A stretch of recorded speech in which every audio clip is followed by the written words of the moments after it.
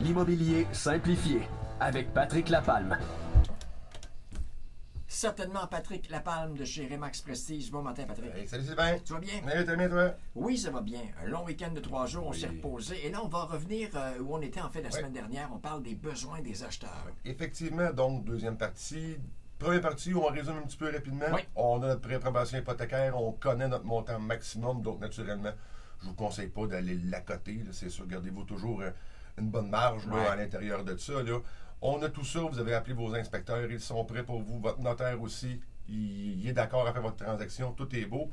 On va aller regarder l'importance de regarder tous nos facteurs suivants, la municipalité, les services qu'on va avoir ou la ville qui va nous donner le maximum de services. Donc, il faut vraiment regarder, là, j'ai souvent des clients qui vont me dire, bon ben parfait, moi Patrick, je recherche un chalet, un exemple, dans les Laurentides. Les Laurentides, c'est super vaste, il ne faut pas l'oublier. Fait que donc, il faut vraiment s'assurer qu'on va aller rapetisser nos secteurs On cible. pour vraiment cibler ce qu'on veut comme service. Sur Centris aussi, ce qui est quand même bien, on a des services comme Walk Score qui est là. On peut aller voir à partir de la propriété, c'est quoi les services qui sont alentour là, de la maison. C'est vraiment important de le faire. Aussi, il faut aller regarder aussi nos nombres de chambres qu'on va avoir de besoin. Vous êtes combien d'enfants? Vous êtes rendu à votre première maison, deuxième maison, troisième maison ou la dernière que vous allez avoir. Est-ce que trop grand pour vous, ça vaut la peine de l'avoir? Parce qu'il faut toujours penser, est-ce que quand on a une propriété trop grande, il y a des frais de chauffage, il y a des taxes municipales qui s'appliquent là-dessus. Pour la visite qu'on reçoit peut-être quelques fois par année, Ben, à peine. c'est exactement ça. Il faut vraiment tout regarder ça. Il faut aussi regarder dans les particularités de l'immeuble. Est-ce que vous êtes manuel? Est-ce que vous avez de l'intérêt à acheter une propriété qui va avoir des travaux à faire ou des grosses rénovations à faire? Parce que le prix va être plus alléchant pour vous. Naturellement, il va y avoir les notions de garantie légale qu'on va parler la semaine prochaine qui va être là. Est-ce que aussi il y a les particularités de la propriété il y a des propriétés qui ont des blocs de béton, qui ont des fondations en béton coulé, qui sont sur pilotis, qui ont des sous-sols. Est-ce que pour vous, c'est important, ce type de propriété-là? Est-ce qu'il y a eu des travaux qui ont été faits sur, un exemple, les blocs de béton? Est-ce qu'on a eu des membranes d'installer alentour de tout ça?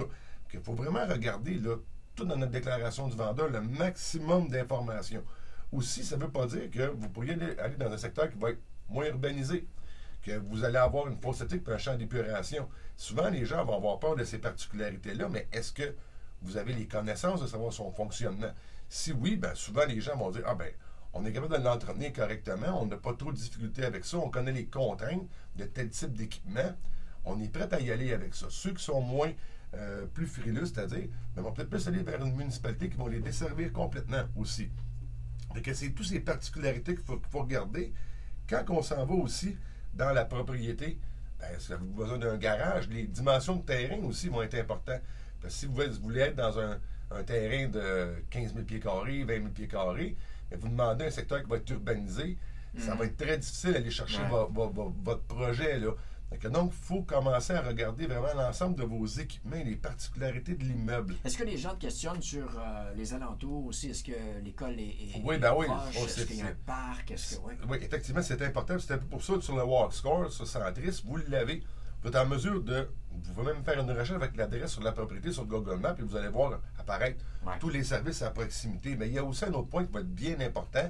C'est pas tous les clients acheteurs qui vont le demander, mais il peut y avoir des particularités par rapport aux réglementations des usages et des zonages. Est-ce qu'on peut faire une écurie à cet endroit-là?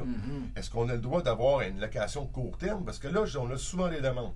En location court terme, les gens veulent acquérir des chalets, mais veulent faire des locations court terme Airbnb. Est-ce que les municipalités auxquelles que vous avez de l'intérêt, ils sont là pour vous donner le zonage pour faire la location court terme? Il y a plusieurs municipalités qui sont présentement en train de vérifier tous ces faits-là. Et puis ça, c'est vraiment une autre particularité de vérifier avec la municipalité. Les bureaux à domicile, c'est demandé ça aussi naturellement avec le télétravail. Les gens ont besoin de plus d'espace. Les particularités vraiment du site qui valent des sous aussi. Les bords de l'eau.